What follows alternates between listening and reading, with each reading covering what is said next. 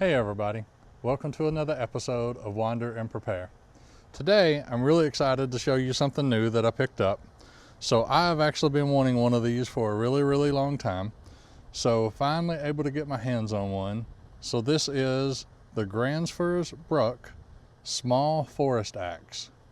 So super excited, and for those of you that don't know anything about axes, this is kind of the top of the line axe and what a lot of people recommend for kind of like a good backpack axe. It is not cheap though, I will tell you. So this thing comes at about $220, and again, kind of one of those just things I really wanted, and something that is just really good quality. So let's talk about it a little bit. So first and foremost, it has a 2-pound head on it, and something really cool that you get. So these are actually handmade. If you can come look, those right there, those 2 letters, that's actually the initials of the maker of this. So whoever forged this and whoever made it, they actually put their initials in there. So really cool, and just wanted to talk a little bit about it. So again, one of the things you really look for when you get an axe is actually the back of it right here. So the handle, super important to how good a quality an axe it is. You see how the grain is really straight in the back here? That's just one of the ways you can tell that you really got a quality axe and a good quality handle to go with it. So in the hands, this thing really feels pretty amazing. So it's a 19-inch handle, but what's really good about it is, again, 2-pound head, 19-inch handle. So it's heavy enough and small enough that you can carry, but heavy enough that you can really get a good swing on it and really get a good cut, and cut just about anything you want. So you can use this for felling, you can use it for limbing, anything that you really need to. You can use it for splitting small pieces of wood, and we're going to do that in just a second. So one of the things though, I was reading, and of course I know if you've heard me talk in my other videos, I love to take care of my things. I love to oil them, and just really always make sure they're in good quality shape. So that was one of the first things that recommended, was to oil it, and make sure you oil that handle really well too, and that'll really help out. So we're actually going to do that today and show you kind of how to do that as well. So just in the package, what it comes with, it actually comes with a leather sheath that covers the head. And yeah, there you go. Somewhere on there I knew it said, had the little logo for them. But really good quality, seems to be a really good quality sheath. Pretty thick leather. It's got the little notches in the end there, so it's not going to come through. But that actually fits on the head, so basically you'll kind of rock it in there. And then you have the button that comes around and kind of keeps that solid, so nothing ever happens to that edge. So the other things that come with it was you actually get something that they call the axe book. Really cool. And it just basically tells a whole lot of history of their company, a bunch of all their different axes and kind of what they're best used for. And really cool book. It is in 3 languages though. It took me a minute to find the English section. It's literally the middle one. And then the last thing it come with was a little how to care for your axe, and kind of talking about what to do with that.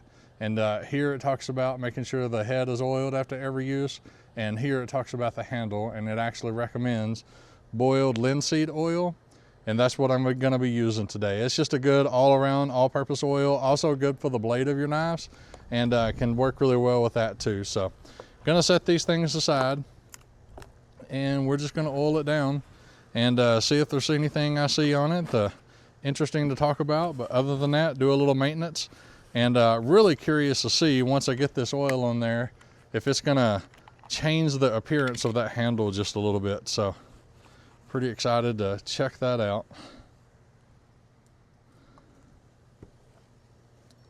So you can get a pretty generous amount of oil on there, so that's kind of what I'm starting with, and just gonna really see how far this goes.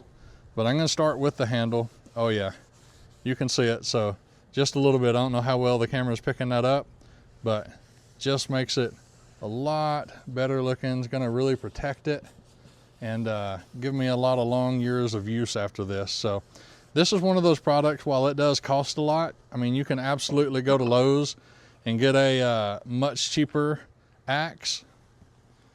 But this is one of those things where if you care for it and take care of it, this is going to last you a lifetime, and probably longer than a lifetime. And what I mean by that is, this is something that your kids, grandkids could eventually take and may want. So I know we live in a world where that's not so common these days, that our kids and grandkids are going to be into the same thing, especially outdoor stuff. But hopefully I'm raising a kid that's going to enjoy things like that one day.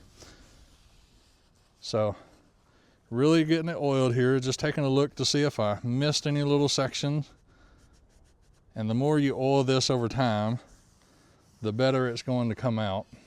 But be very careful when you're doing this. I've almost hit it a couple times. So you see my hands coming close to the blade there? Just be very careful when you do this that you don't cut yourself. And it might be smart to leave that sheath on, but I went ahead and took it off just to make sure I got everything. So really hold it in the sun and see if you missed any spots. And one of the things it particularly talks about was making sure you get a generous amount of oil in that eye. So we're going to try to actually see if I can do that. And kind of really get it down in there.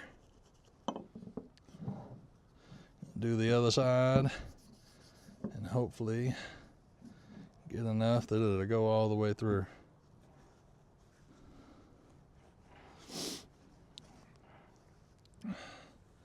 It is not perfect, but there we go. That's okay, what I was looking for. Wipe some of that off, see if I can get some on the other side here. There you go, wipe some of that excess off. Now, linseed oil is actually something you can use on the blade itself too. And the better you keep this blade oiled, it recommends literally oiling it. Oop, I missed that top section there. Also super important to make sure that top section is oiled too. That's probably one of the easiest spots to dry out on an axe or a handle.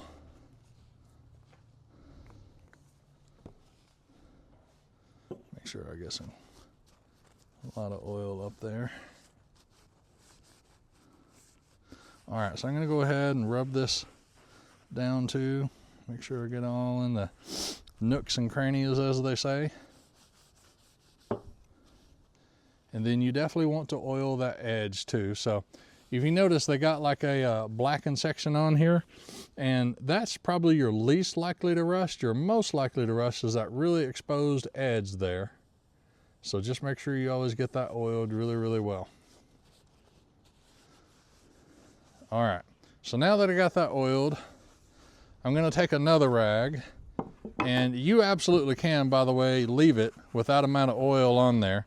But as I told you, we're gonna test it out here in just a second and see how well this does. So I'm gonna go ahead and wipe it off, make sure I don't have any excess oils on there that I'm gonna get on my hands and possibly lose a grip on this thing.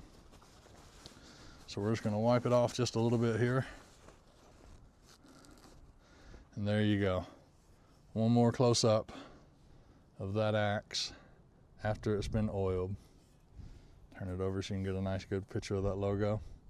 And again, it actually has the maker's names on the website. I really want to look that up and see who MB is. I think that would be really cool, just kind of knowing the story behind who made the axe. All right, so let's go ahead and check it out. All right, so here we go. So now that we got it all cleaned and oiled, let's actually see how it works.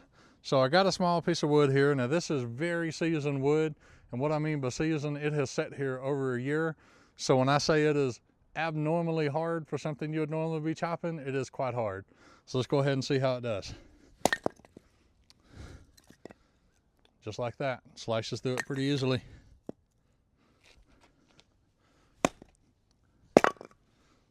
So there you have it. The Gransfors Bruk axe, made in Sweden, handmade, one of those axes that you can pass down and should be good for a lifetime. So go check them out. Really, really cool. And just remember, as we're out there wandering and preparing, let's make sure we do so by faith and not by sight. That's all I have for you today, guys. Thank you.